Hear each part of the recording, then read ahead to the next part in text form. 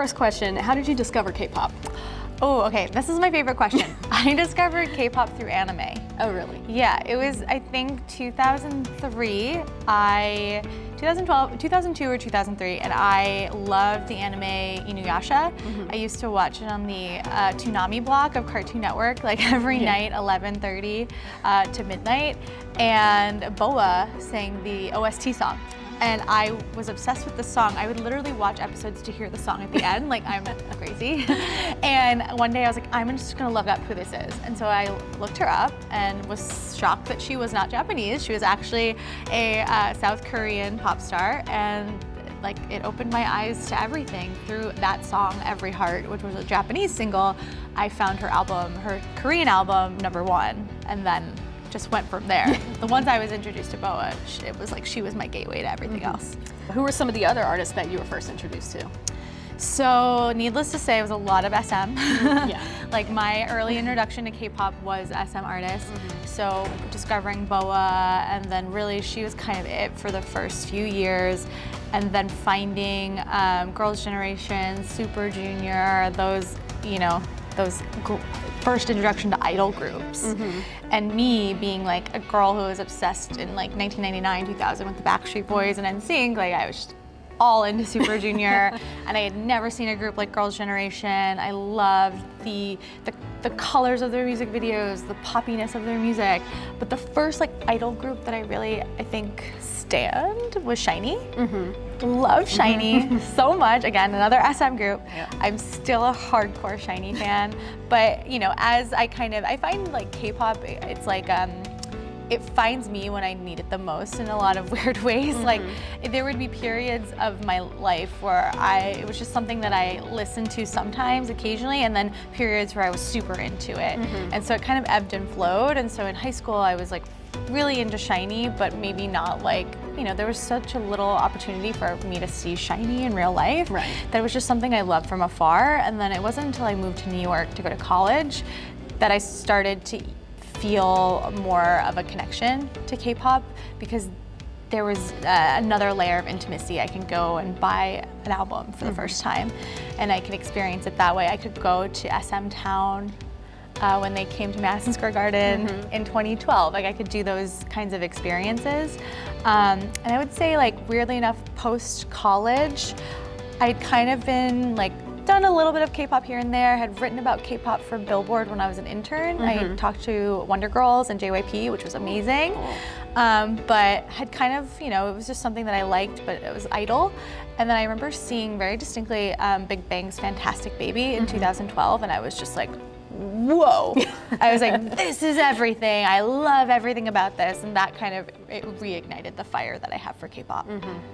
Who is currently your favorite artist? Oh, that's so hard. I have favorite artists for different reasons. So right now, I'm obsessed with Stray Kids. I think for a group that's a little over a year old, they are tremendously ambitious, and I like their music. I like the messages in their music. Obviously, I work for MTV News, so our audience is young, you know, teens and young adults. And so music that speaks to teens and young adults and also is self-produced and written by teens and young adults really resonates with our audience, and it really resonates with me. And you know, that group I think is just so special in terms of their charisma and also their talent. I think, you know, Bangchan, Changbin, and Han as a producing trio, Three Racha, I cannot wait to see how they evolve the next like year, 2 years, 3 years, because they're getting better with every comeback. And that was like Side Effects. I don't think anybody saw Side Effects coming. It is such a weird song. Very weird. It is a weird song. And it's a weird single. Like the fact that they were like, that's gonna be the single, I'm just impressed, and I hope that they keep on their path. And you know, they're very distinct in carving out their own path in K-pop. And the thing I always say about Stray Kids is that the idea of a concept is really popular in K-pop. Like, what's your concept for this comeback? I think when it comes to Stray Kids, they don't do concepts. You know, they just are who they are. And I think that's really beautiful. So I think Stray Kids right now is just, I'm just constantly impressed with what they're doing. And then I also there's so many, but NCT 127, being, you know, the OG SM fan that I am, I think those SM artists have amazing voices. I think the vocal line at NCT 127 is tremendous, and they don't get a whole lot of love in terms of those songs tend to be very hip hop heavy and heavy beats and production. But this last album, We Are Superhuman, I felt like really highlighted the vocalists, and they have so much to offer.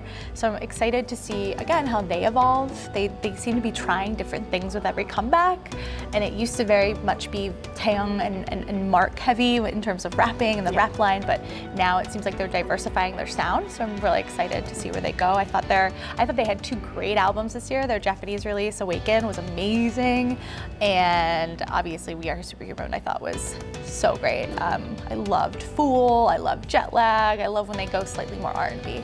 So yeah, those 2 groups, in terms of boy groups, I'm really excited about, and then the girl groups, I'm always fascinated by Luna.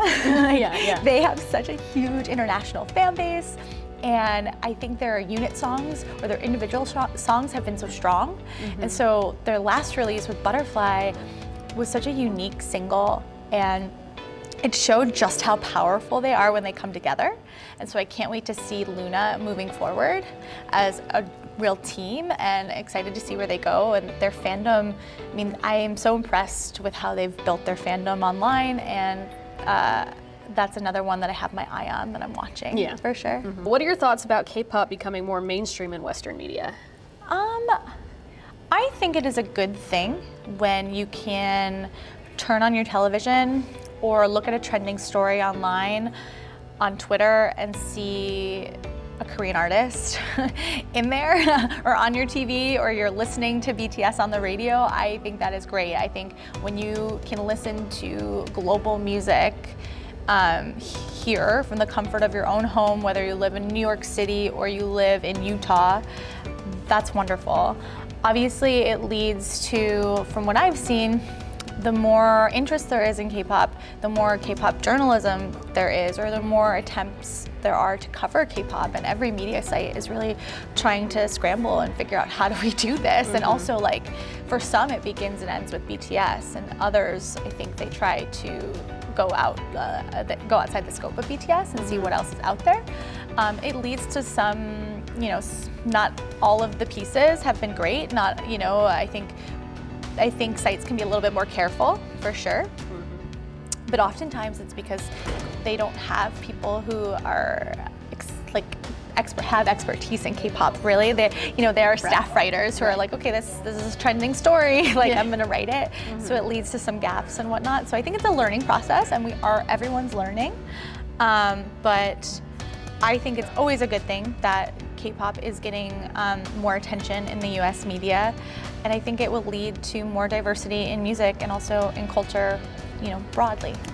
So you're part of the panel at KCON that is all about women in Hallyu media? Yes. Yeah. For our readers, what is this panel about, and what do you hope for attendees to take away from it? So the panel is all about how we as women navigate the K-pop landscape, and also, you know, the way that we can empower other women, not just women in our industry, but female idols, and the way that women are treated in K-pop and Hallyu. And so what I want people to take away is that, you know, I think that, for me at least, at MTV, it's all about empowerment. And I think it starts with having open-minded editors. Thankfully, I am an editor, and I do work with writers directly, and I do commission writers, and I do try to find diverse voices for MTV News. So I want to be working with female writers like Taylor Glasby, like Jaeha Kim, like Elizabeth DeLuna, like Caitlin Kelly. I want to be giving them a platform. Also, I want to be profiling more female artists and more female K-pop artists. And it's something that we talked about in the panel, but it is quite rare.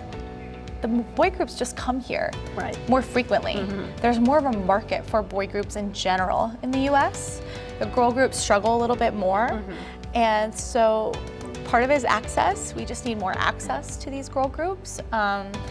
I would love to see, one thing that we've talked about is, I'd love to see girl groups who have more autonomy and to be given more autonomy to really, there's not a whole lot of girl groups that are self-producing idols or soloists that are self-producing. So that to give them that platform is really important. But yeah, I hope people take away that, not that it's hard to be a woman, you know, in K-pop and covering it, but also not that, it's just like there is a real strength to being a woman in Hallyu and covering it, and also being a woman in K-pop. Like you know, the empathy that we employ, I think, is what makes our work so great. What are your thoughts on the expansion of KCON growing as a convention every single year? I think it's great. I was like very pro expansion and growth. Obviously, we still have these two concentrated markets in the U.S. It's still just New York and LA. I think the real struggle for KCON, right? As more groups are touring in the U.S., I think it'll be interesting to see how KCON can navigate that, because what I'm seeing from our readers and from the people that are engaging on our site is that they're spending a lot of money on K-pop this year. You know, and it's really easy to spend a lot of money. These K-pop concerts are not cheap. And so the fact that in the first half of 2019, there have already been more tours, K-pop tours in the US than there were in the entire 2018 is kind of mind-boggling, and I think it's only going to get bigger in 2020, and so I think KCON really has to navigate that. Thankfully, it's not my job to navigate that, because I don't know where you start, but you know, I think it's great that KCON has expanded and it gives access to a multitude of artists for fans, and I think that's really key, right? If you're gonna spend $200 on a ticket, you're gonna see one group, and you're possibly gonna have one artist engagement with that one group. But if you come to KCON, right, it's like you're spending the money, but you're also having the chance to interact with, you know, if you're in New York, 8 to 10 groups. If you're in LA, then there's even more than that. So I think that's the beauty of something like this, and also just like bringing fans together is always a good thing. Yeah, for sure. Last question, what are a few things you look forward to when attending KCON? So what do I look forward to? I look forward to seeing other K-pop fans, to be quite honest with you. I still think in a lot of ways there is this, I think K-pop fans are dismissed a lot in popular media as either being like, you know, we've heard like the screaming teenage girl, and like, yeah, there are really excited teenage girls here, but there's also people of, you know, genders, ethnicities, and of all different ages here.